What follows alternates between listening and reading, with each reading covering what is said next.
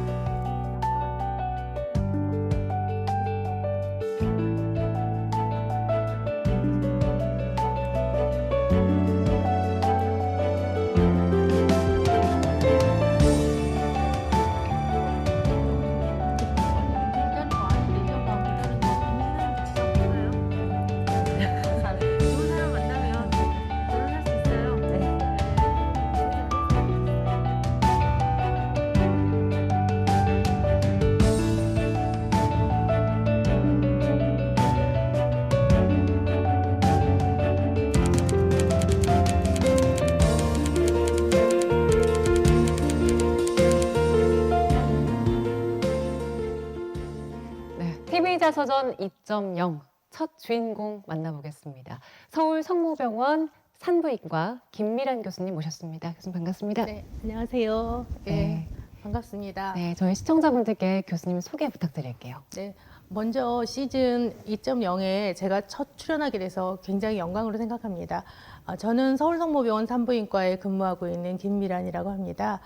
제가 주로 담당하는 분야는 생식 냄비 분야인데 가입력 보존 수술 많이 하고 있습니다. 제가 2010년에 자궁근종센터를 오픈을 해서 지금 거기 센터장으로 일을 하고 있고요.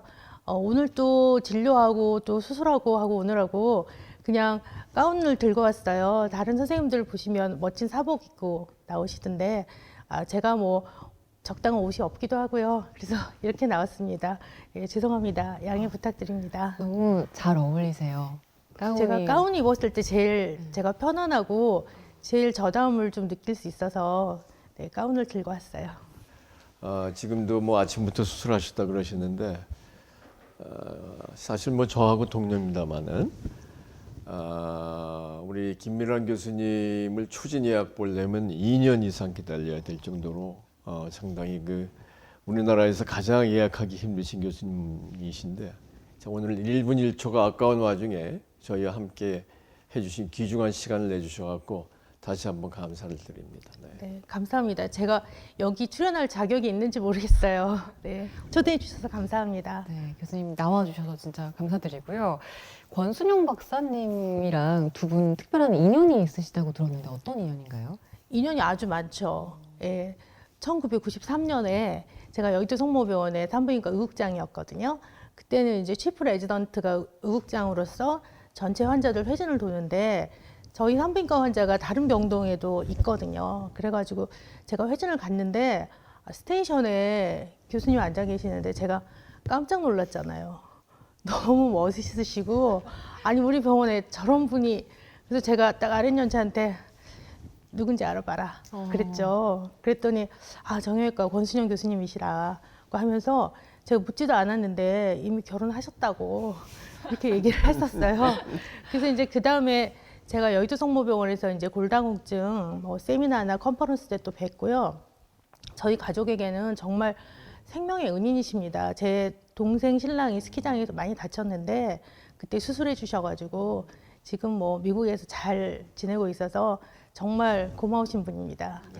박사님께서는 당시에 네. 김미란 교수님께서 관심이 있는 걸 아셨나요?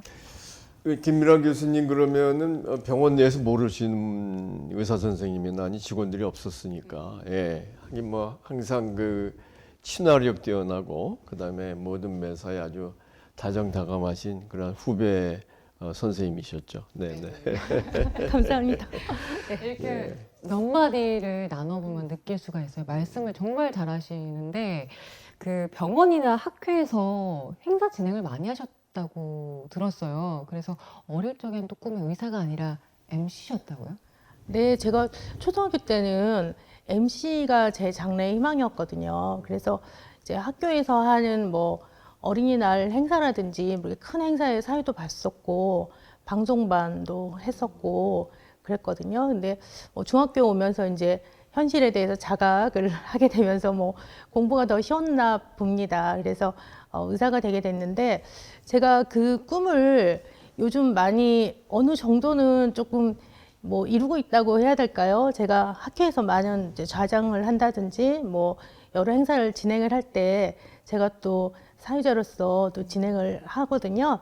근데 저는 학교에서 강의할 때도 이렇게 청중이 굉장히 많을 때 더 힘이 나고 늦게 세션에서 다들 가고 이렇게 자리가 비어 있을 때는 좀 힘이 안 나는 편이에요. 그래서 앞에 나가서 뭐를 하는 것, 누가 뭐 부탁하거나 하면은 뭐 좋은 일이면 항상 적극적으로 나서서 하고 있습니다. 네.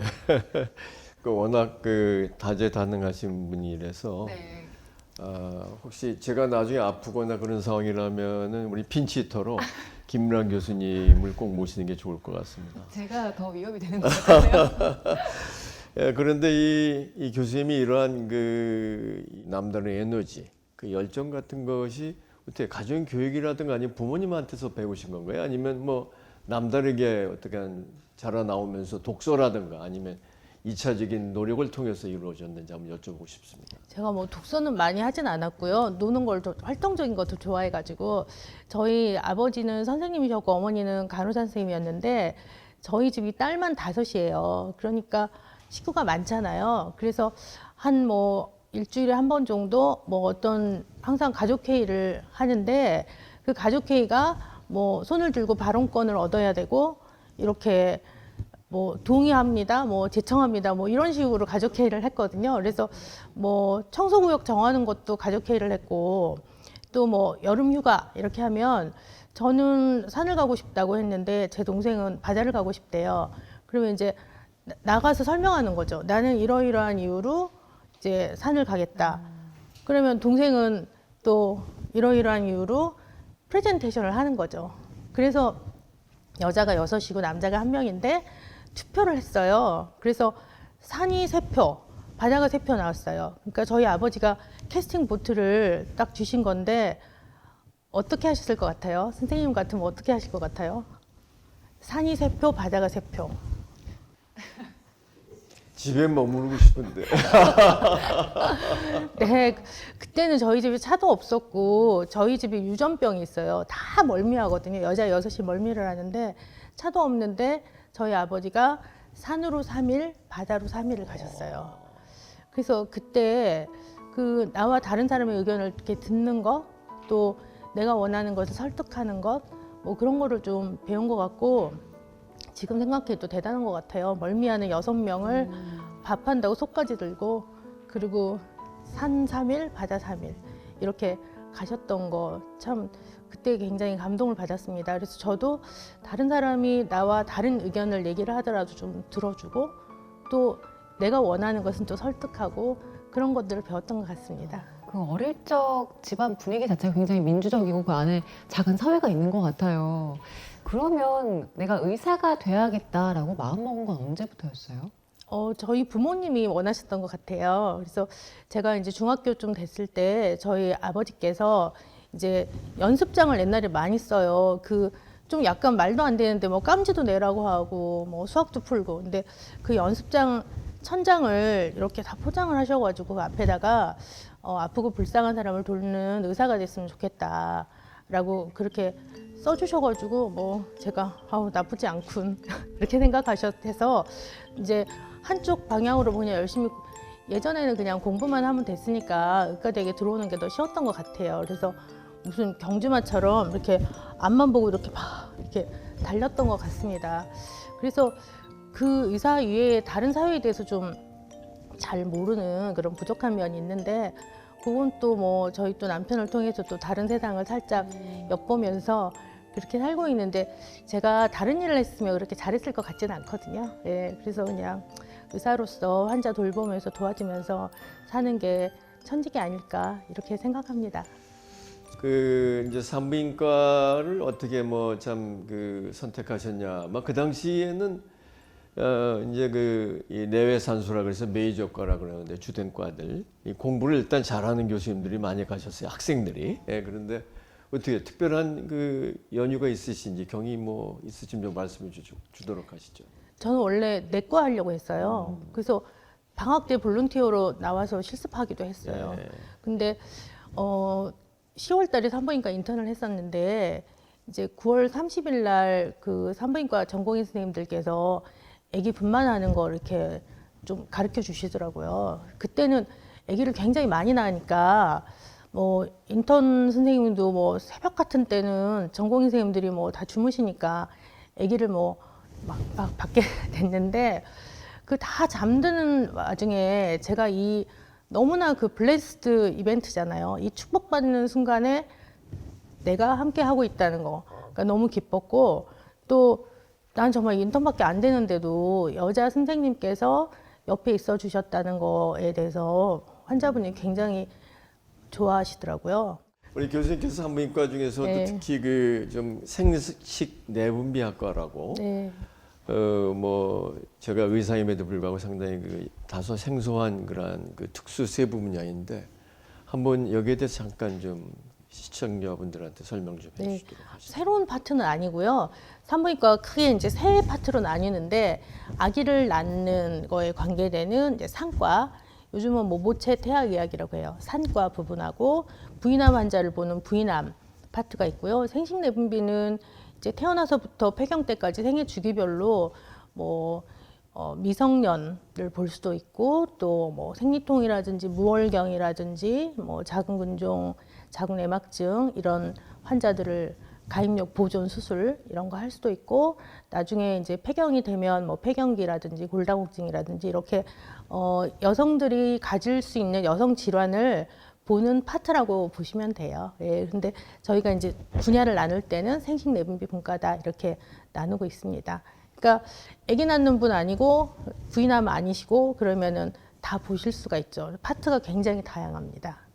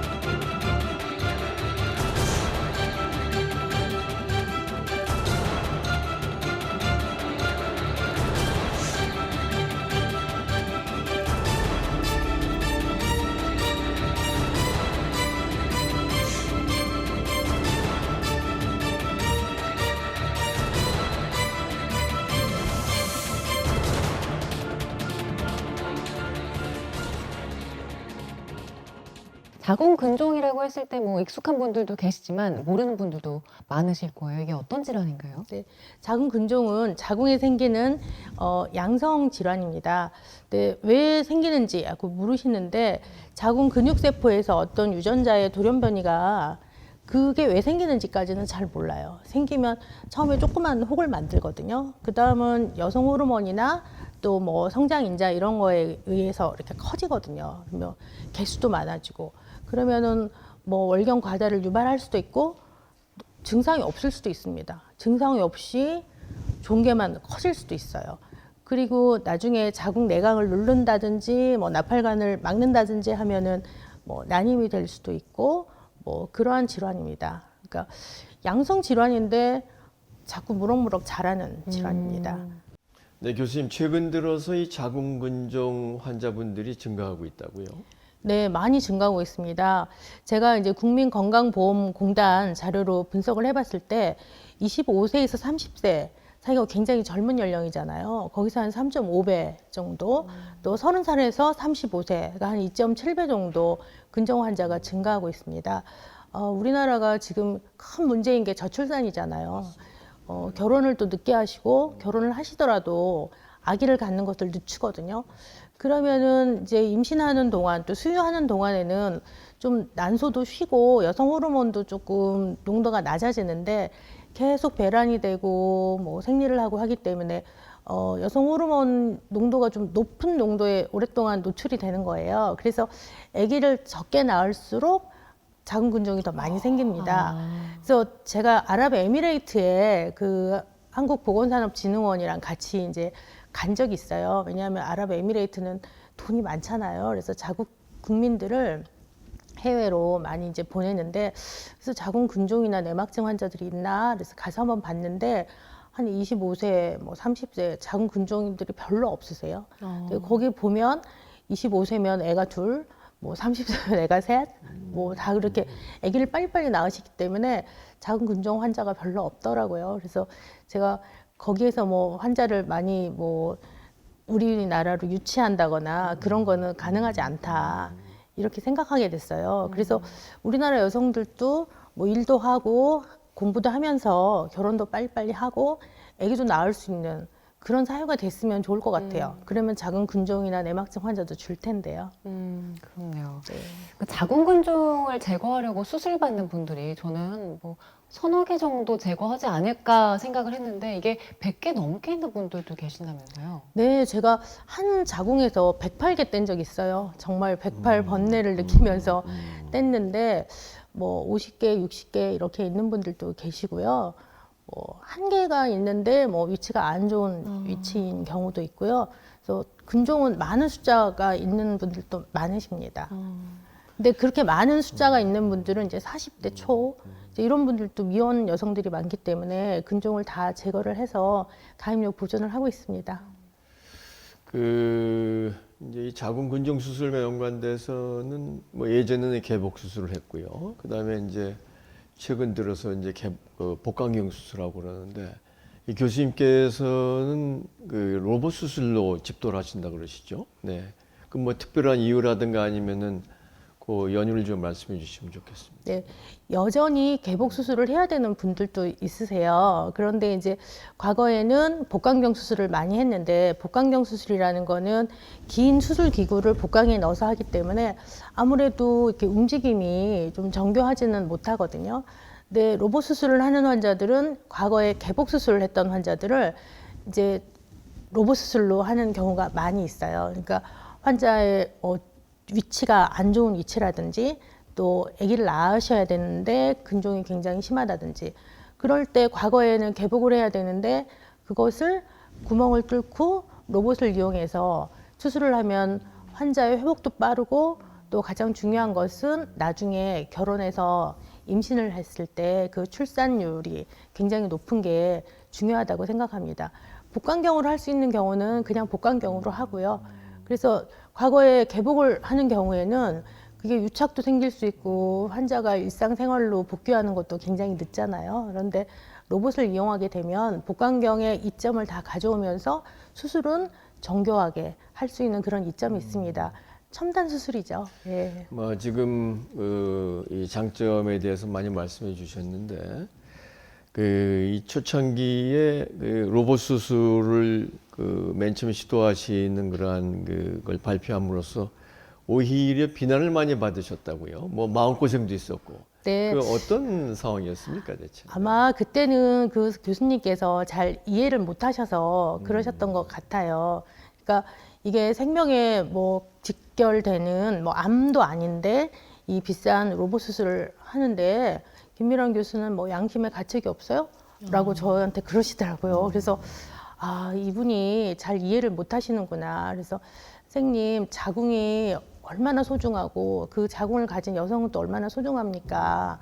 나중에 임신을 하게 된다면 그것은 그게 그렇게 비싼 게 아닙니다. 그리고 비용이 많이 드는 거지 제가 돈을 많이 버는 것도 아니고 그래서 한번 수술하는 걸로 보시면 좋겠어요 라고 말씀드렸고요.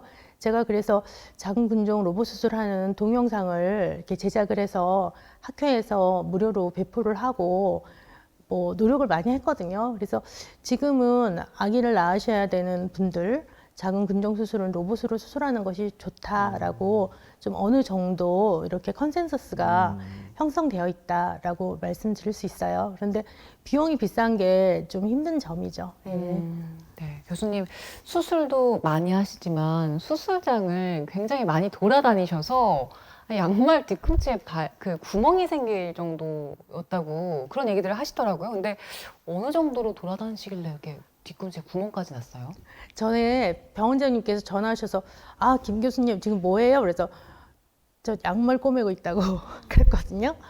그러니까 저희가 이제 수술장이 조금 멀어요. 근데 저희가 이제 수술팀으로 수술을 하거든요. 저희 팀이 저희 이제 전문의 선생님, 임상강사 선생님하고 전공의 선생님을 이렇게 팀을 이뤄서 이쪽 방에 이렇게 준비하면 얼른 가가지고 또 중요한 걸 하고 또 같이 하고 또 저쪽 방에 가서 하고 그러니까 한 10,000보는 걷는 것 같아요. 그래서 수술방 슬리퍼를 신고 막 다니다 보면 퇴근할 때는 뒤꿈치가 구멍이 나 있어요. 다른 데 멀쩡한데 꿰매봤는데 안 되겠더라고요. 그래서 지금은 운동화 신고 막 걸어 다니고 있어요. 수술을 한 2명만 하면 저는 편하겠지만 지금 수술이 많이 밀려 있는 상황에서 저희가 이렇게 팀 어프로치를 하면 또 환자분들한테 좋은 수술을 할 수가 있거든요. 제가 혼자 한다고 다 잘할 수 있는 건 아니고 저의 그 노하우와 저의 경험, 제가 또 이제 그러니까 항공모함이라고 하면 제가 이제 함장인 거죠. 그리고 또 젊은 스태프들의 또 뭐 굉장히 파이팅 좋죠. 그런 열정 그런 게 합쳐지면 환자분에게 더 좋은 결과를 제공할 수 있다 이렇게 생각을 합니다. 어쩔 때는 저도 지쳐가지고 야, 좀 그만 좀 했으면 좋겠다고 하는데도 선생님 여기 하나 더 있는데 이것도 제거했으면 좋겠어요 라고 저희 펠로우 선생님들이 그렇게 얘기를 해요. 그러면 그래 또 해보자 하고 다시 또 파이팅 하죠. 그러니까 굉장히 많이 돌아다녀요. 굉장히 많이. 예. 박사님 혹시 교수님께서 직접 집도한 자궁근종 로봇 수술 몇 건이나 되는지 아세요? 글쎄요. 우리나라에 있어서는 가장 많이 하셨다는 걸 알고 있는데 정도까지는 제가 짐작을 못 하겠습니다. 네, 제가 2009년부터 해서 지금까지 한 2,200건 정도 로봇 수술을 했는데요. 그 중에 이제 자궁 근종 절제 수술이 거의 한 80% 정도 됩니다. 기억에 남는 환자분들도 많을 것 같아요. 다 기억한다고 보시면 돼요. 저는 예전에 마스크 쓰기 전에는 제 환자들 얼굴도 다 기억해서 길 가다가 만나면 안녕하세요 이러면 저 아세요 이러고 그러셨거든요. 요즘은 마스크를 다 쓰셔가지고 환자분 얼굴을 다 기억하지는 못하는 게 너무 아쉬운데요. 다 한 분 한 분들 다 그냥 다 스토리가 다 있어요. 그래서 많은 환자분들 기억하고 또 어떤 분은 근종이 너무 심하셔서 제가 뭐 또 떼고 또 꿰매고 떼고 꿰매고 이렇게 수술 뭐 한 6시간 정도 하고 또 자궁 내막증도 있어서 난소까지 수술하고 이렇게 했는데 본인들도 생각을 못 했는데 한 43세 정도 되셨는데 4년 임신돼서 아들 낳으셔가지고 산모분이 이렇게 오셔갖고 정말 무릎 꿇고 제 손을 잡으시더라고요. 그래서 뭐 딸 낳았으면 이름을 미란이라고 하려고 했는데 아들 낳으셔가지고 그런 분도 계시고요. 또 중학생도 있었어요. 그래가지고 정말 안타까웠는데 수술이 굉장히 잘 됐거든요. 근데 최근에 다시 만났어요. 대학생이 돼서 저에게 연락을 줘서 만났고, 또 결혼 앞두고, 뭐 저랑 정말 가까운 지인인데 결혼을 앞두고 근종 진단을 받았는데 또 육종이라고 또 그게 의심이 된다고 해서 정말 너무나 기도하는 마음으로 수술을 했어요. 근종이 한 12.5cm 정도 되다 보니까 주변에 장도 다 유착이 돼 있고, 근데 또 조직 검사는 수술을 해서 떼어 봐야지만 아는 거거든요. 근데 결국은 다 잘 돼가지고 제가 그 결혼식에도 참여하고 또 아기도 아들도 낳고 딸도 낳고 해서 제 환자들 다 한 분 한 분 다 사연 있고 다 소중한 분들이잖아요. 예, 그래서 다 저는 기억을 합니다.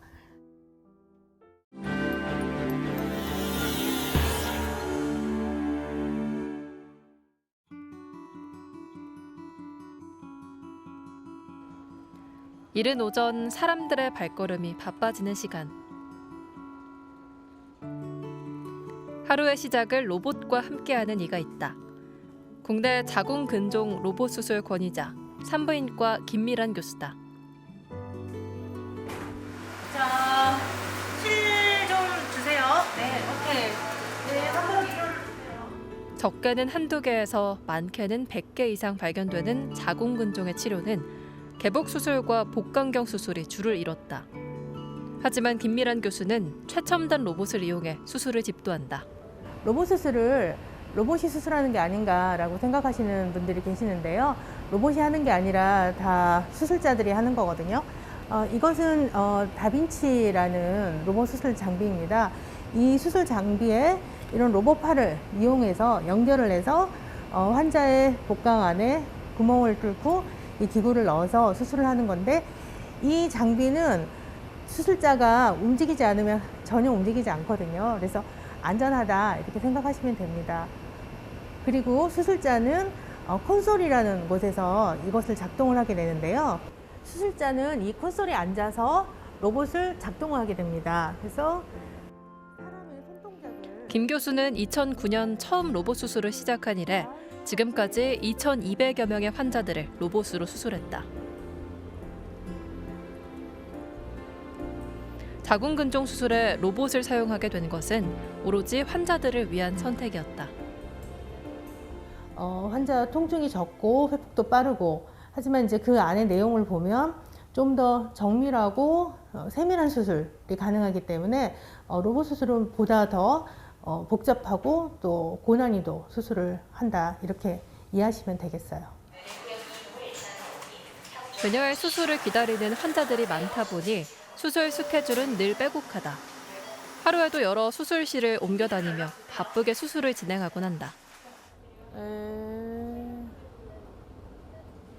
네, 자 봅시다. 진료든 수술이든 어떤 상황에서든 그녀는 늘 환자를 우선해 둔다. 잘 안 들어가. 그것이 변함없는 그녀의 진료 철학이다. 거의 뭐 괜찮은 것 같아요. 감사합니다. 오늘 하루도 치열하게 수술에 집중한 결과 환자의 자궁 속에 있던 근종들을 안전하게 모두 제거할 수 있었다. 생명의 신비로움에 매료돼 산부인과를 선택한 김미란 교수. 새로운 의학 기술을 배우고 익히는데 주저함이 없었고, 최고의 자리를 바라기보다 환자를 위한 최선의 길을 찾기 위해 매진해왔다. 하지만 그녀에게도 힘든 시간이었다. 산부인과 의사로서 가장 힘들었을 때는 전공의 시절이었을 것 같아요. 잘 먹지도 못하고 자지도 못하고 집에도 못 가고 병원에서 26일씩 당직 쓰면서 청주를 다 보냈거든요. 그때는 몸이 많이 힘들었고, 최근에는 뭐 한 2, 3년 전에 뭐 여러 가지 정책적인 이슈로 또 힘든 경우가 있었어요. 그 산부인과에서 중증 질환을 이제 분류를 하는데, 이제 부인과 쪽에서 가입력 보존 수술이 중증이 안 돼 있어서 이제 병원에서는 상급 종합병원에서는 이제 중증 수술을 주로 해야지 되니까 환자들 수술을 하기가 어렵고 그런 경우들이 있었는데 많은 노력을 해서 이제 자궁 및 난소를 보존하는 그런 수술이 중증을 받게 됐거든요. 그래서 뭐 상급 종합병원이든 1차 병원이든 2차 병원이든 환자분들이 원하시는 데서 다 치료를 받게 돼서 네, 기쁩니다. 어떤 난관을 만나도 물러섬이 없었다. 그래서 명의의 자리에 오른 지금 그녀는 누구보다 환자들의 신뢰와 존경을 받고 있다.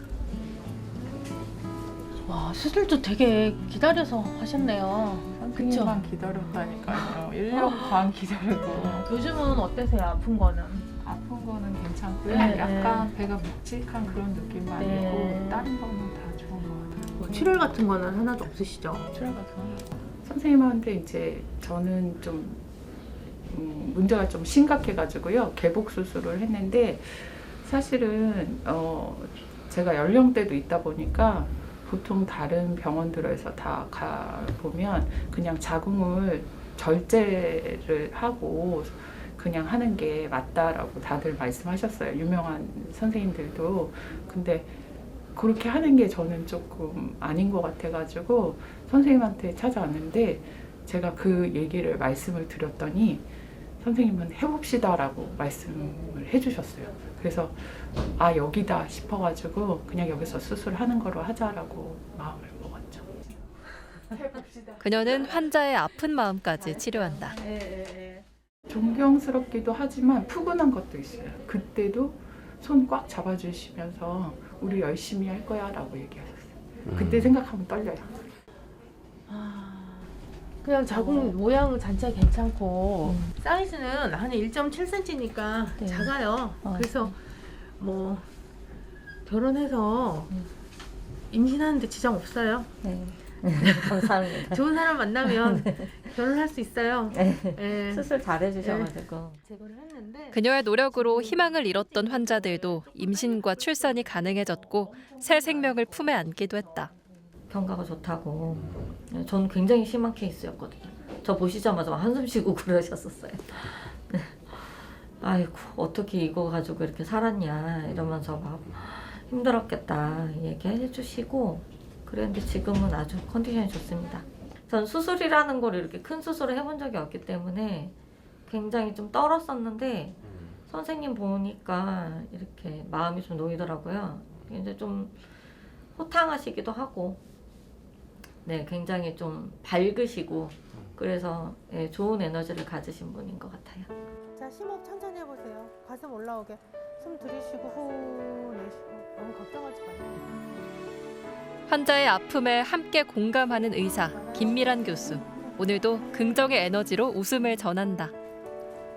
자궁 질환은 저희가 잘 치료할 수 있습니다. 그러니까 너무 걱정하지 마시고 산부인과 전문의 선생님 만나셔서 상의하시고 선생님이 하시는 대로 잘 치료 받으시면 됩니다. 너무 여기저기 여러 가지 뭐 정보에 휩쓸려서 너무 괴로워하시지 마시고요. 울지도 마시고요. 네, 잘 치료될 수 있습니다. 그 미국 연수를 뭐 참 세계 최고의 대학에 다녀오셨는데 그쪽에서도 많은 에피소드가 있으시다고요. 네, 제가 미국은 그 보스턴의 하버드 대학 부속 병원인 매사추세츠 종합병원에서 연수를 했는데요.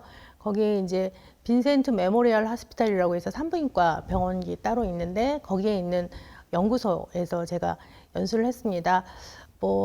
그냥 뭐 열심히 했죠. 저희 그 지도 교수님이 PhD, 그러니까 의학 박사님이시고 정말로 훌륭하신 선생님인데 제가 난소 쪽의 세포 자멸사 쪽을 이제 공부하기 위해서 제가 다 서치해가지고 갔거든요. 근데 미국 거기 갔을 때는 저희 부모님이 저희 아이들을 돌봐주시기 위해서 같이 오셨어요. 그래서 제가 저희 집이 차가 한 대여가지고 제가 아침에 한 6시 40분쯤 나오고 지하철 타고 왔거든요. 그러면은 이제 아버지가 저 지하철역까지 라이드 해주시고 이제 가셔서 애들 학교 데려다 주셔야 되니까 병원에 빨리 갈 수밖에 없었어요. 그래서 한 7시 10분쯤 도착하면 거기 병원장님이 그 시간에 와 계셔요. 아이작 시프 교수님께서. 그러면은 그 공간에 저랑 둘이서 한 1시간 있는 겁니다. 정말 세계적인 석학 교수님이랑. 그래서 뭐 많은 얘기도 나눴고 뭐 공부도 많이 했고 또 그 연구실에 연구비도 많이 썼습니다. 네.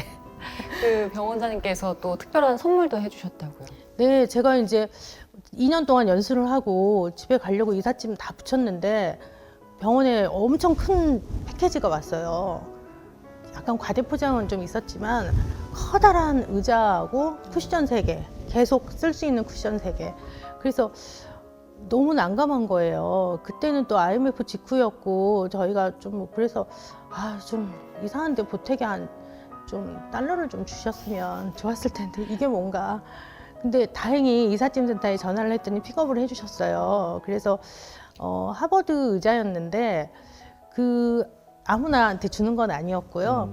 이제 펠로우 과정을 잘 성공적으로 마친 분들을 너를 이 의자에 앉혀주겠다라는 그런 의미라고 합니다. 뭐 참 의미 있는 선물이고 네. 그 의자가 너무 높아가지고 애들 어렸을 때 이렇게 식탁에서 밥 먹이기 좋아서 거기다 앉혀놓고 있었고 지금도 그 의자를 가지고 있습니다. 그 미국 교수들 아니면 그 석학들이 그 의자와 연관된 내용들이 에피소드가 많아요. 뭐 저도 뭐 잠깐 말씀드리면 이제 정형외과 있는 모 의사가 그 나태했더니만은 어느 날 갔더니만은 이 병원장이 의자를 빼버렸다 그러더라고. 네. 그러니까 그거 하버드에서 있었던 일입니다. 네. 근데 아마도 그 의자란 것이 그 안에 있는 그런 어떤 의미가 담임 있나 의미가 봐요. 많이 네. 있습니다. 네네. 저는 사우디 펠로우 선생님들이 왔다 갈 때는 그 나전칠기 아, 보석함을 네. 항상 선물을 해줬었거든요. 교수님께서 이 현재 오늘에 이르기까지 실력을 쌓기 위해서 참 배전의 노력으로 경주해 오셨는데 그 참 인생의 여정 중에 좀 힘든 일이 있으셨죠? 네네. 그 말씀 꺼내기 좀 힘드십니다만은 일단 뭐 부침없는 예. 인생이 없지 않겠습니까? 예, 예, 그때 많은 분들한테 예. 희망을 준다는 측면에서 한 말씀 좀 해주도록 네. 하시죠.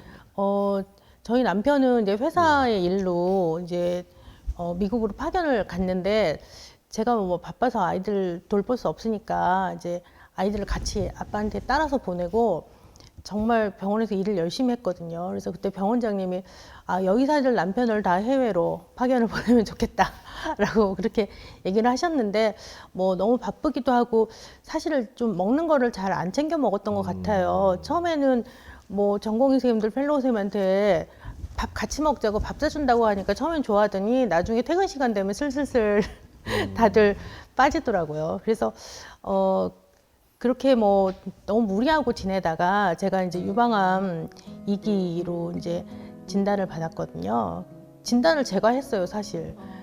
수술방 수술이 늦어진다고 해서 나 검사해봐야 되는데 그래가지고 가서 검사했더니 조직 검사해봐야겠다고 그래서 그럼 나 수술하고 올 테니까 잠깐 기다려달라고 해서 조직 검사하고 수술을 받았거든요. 그래서 환자로서 뭐 경험을 또 해보는 게 또 좋은 의사가 될 수 있는 또 저한테 또 저희 건강을 좀 챙겨라 이렇게 좀 신호를 주셨던 게 아닌가. 네, 치료 성적도 좋고 거기서도 또 긍정적인 면모가 나오는데 네. 크게 뭐 기능에도 지장이 없고 네 교수님 괜찮습니다. 근데 네. 그 항암 치료 하시면서도 진료를 계속 하셨다고 들었어요. 이 항암 치료 받을 때 심적으로도 그렇고 체력적으로도 되게 힘들다고 하던데 좀 쉬고 싶진 않으셨어요? 근데 제가 갑자기 빠지니까 제 환자분들이 막 대혼란이 오는 거예요. 그래서 외래 간호사들이 뭐 전화 받느라고도 힘들고 그래서 제가 이건 아니다. 제 환자분들이니까 제가 돌보겠다. 그리고 제가 이제 항암 치료할 때 백혈구치가 굉장히 떨어지는 그때는 좀 쉬었고 나중에 잘했다고 생각하는 게 제가 뭐 집에서 혼자 있거나 했으면은 계속 미식거리고 계속 견디기가 힘들었을 것 같아요. 그런데 이제 환자분 보면서 뭐 좀 잊어버리기도 하고 또 옆방 가서 토하기도 하고 또 와서 또 웃기도 하고 가발도 잘 나옵니다. 가발. 제가 가발 썼을 때 스타일이 또 괜찮았다고.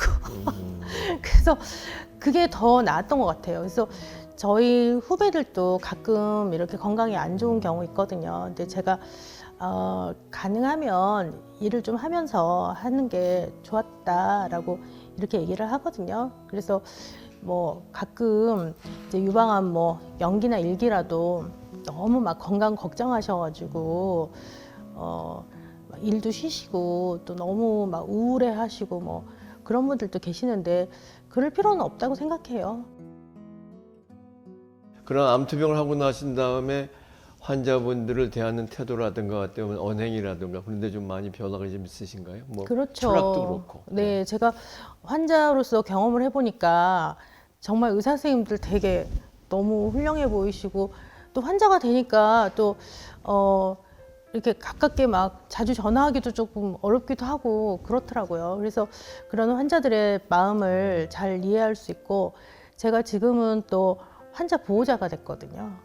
또 환자 보호자가 돼 보니까 외래에서 많이 기다리는 거 참 너무 힘들더라고요.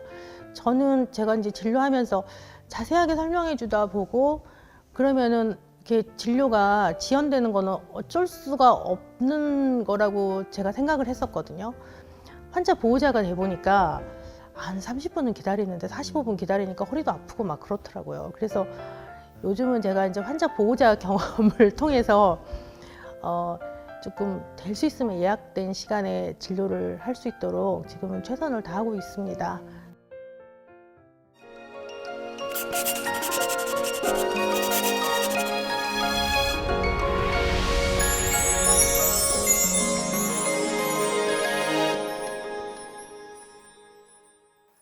네, 이번에는 김미란 교수님의 강연 들어볼 텐데요. 강연 주제가 여성 건강을 위한 생애 주기별 건강 관리입니다. 교수님 강의 부탁드립니다. 제가 지금부터 여성 건강을 위한 생애 주기별 건강 검진에 대해서 말씀드리겠습니다. 먼저 자궁경부 세포진 검사 가이드라인입니다. 자궁경부암 검사 대상은 만 20세 이상 성경험이 있는 모든 여성이 되겠어요. 최근 10년간 3번 이상 계속 음성으로 판정된 경우에는 70세에 종료할 수 있다고는 되어 있는데 저는 한 90세이신 분도 자궁경부암 진단 받으신 적이 있으셔가지고 학회에서는 70세에 종료할 수 있다고 하는데 저는 70세가 넘으면 한 2년에 한 번 정도는 좀 하셨으면 하는 것은 저의 개인적인 생각입니다. 그래서 만 20세 이상 70세 이하 여성에서 매년 1년 간격으로 자궁경부 세포진 검사를 시행할 것을 권장합니다. 네, 교수님께서도 며느님도 있고 따님도 있으시니까 잘 보셔요. 네. 이게 자궁의 초음파 모양입니다. 제가 미국 가기 전에는 이게 서양 배 모양이라고 했는데 어떻게 생겼는지 잘 몰랐는데 미국 가서 보니까 서양 배가 딱 이렇게 생겼습니다. 그래서 자궁이 잘 보이거든요. 초음파를 보면 이 안에 무슨 혹이 있는지 근종이 있는지 초음파를 보면 다 보일 수가 있고요. 난소는 이렇게 보시면 정상 난소와 이거는 자궁 내막종이 있는 난소입니다. 난소를 보면 혹이 있는지 다 볼 수가 있습니다. 그래서 초음파를 보면 다 볼 수가 있다라고 말씀드리겠고요. 유방암 조기 검진을 위한 검사는 어떻게 해야 되냐? 30세 이상은 매월 유방 자가 검진을 권하고요. 35세 이상은 2년 간격으로 의사에 의한 임상 검진. 40세 이상이 되면 1, 2년 간격으로 유방 임상 검진하고 유방 촬영술을 하게 되어 있습니다. 유방암 조기 검사를 위한 검사 중에서 증상이 있으면 그냥 바로 검사를 하는 것입니다. 유방 초음파 검사는 치밀 유방, 고밀도 유방인 경우에는 보조적으로 하게 됩니다. 그래서 유방 촬영술이 뭐 아프다 해가지고 초음파만 하면 안 되느냐 이렇게 하는데 기본은 유방 촬영술이 되겠습니다. 이제 요즘 난소 예비력에 대해서도 많이 관심이 있으시는데요. 난소 예비력이라는 것은 뭔가 난소 나이라고 얘기를 하시는데 난소가 갖고 있는 난포의 저장 상태와 난자의 질을 보는 것입니다.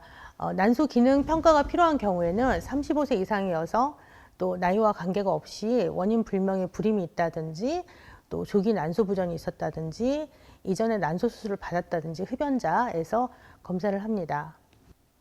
난자는 계속 생산되는 게 아니에요. 어머니 자궁 내에서 임신한 5개월 때 가장 높은 숫자를 갖고 있고 태어날 때는 한 100만 개 정도, 사춘기에는 한 30만 개, 그 다음에는 이렇게 계속 감소하거든요. 그래서 보통 환자분들이 생리를 하는 도중에는 내가 원하면 언제든지 임신할 수 있다고 생각하시는데 그것은 잘못된 것입니다. 이것은 가임력이고요. 이쪽은 유산율인데 가임력이 20대 최대이다가 급격히 30세 이후, 35세 이후 이렇게 떨어집니다. 그래서 임신이 되기가 참 어렵죠.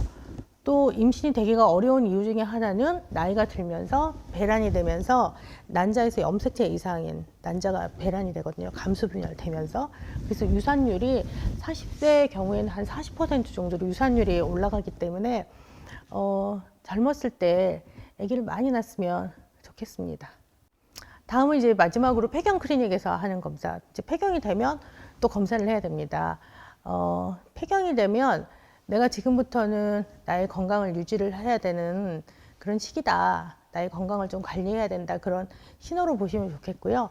영상 진단은 유방 촬영술, 부인과 초음파 검사, 이때 폐경이 됐을 때는 골밀도 검사를 한번 해주시면 좋습니다. 임상 병리 검사로서 호르몬 검사는 난포 자극 호르몬, 에스트로겐, 또 혈액화학 검사로서는 이때는 이제 고지혈증이나 뭐 이런 것도 잘 생기거든요. 그래서 간 기능, 신장 기능, 공복 혈당, 칼슘, 혈중 지질 검사, 총 콜레스테롤, 중성 지방, HDL, LDL, LDL 콜레스테롤이 나쁜 콜레스테롤이거든요. 이런 임상 병리 검사를 하고 자궁 경부 세포진 검사를 하시면 되겠습니다. 우리나라 여성의 그 기대 수명은 전 세계에서 2등이거든요. 일본 다음으로 86.6세입니다. 하지만 건강 수명은 75세입니다.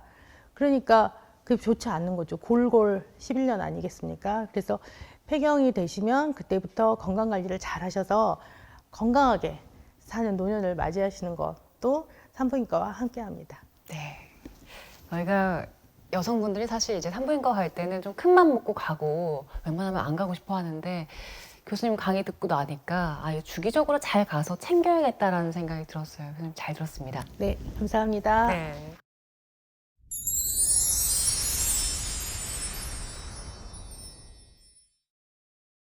교수님, 서양에서는 그 명의를 내 어머니를 맡길 수 있는 사람이라고 생각하더라고요. 교수님께서 생각하시는 최고의 명의는 어떤 사람일까요?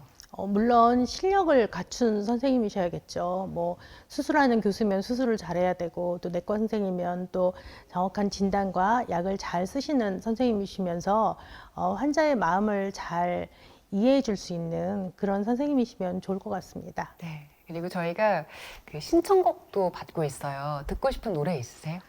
네. 제가 이 가수는 잘 모르는데 제가 너무너무 좋아하는 노래인데 베니 킹의 Stand By Me입니다.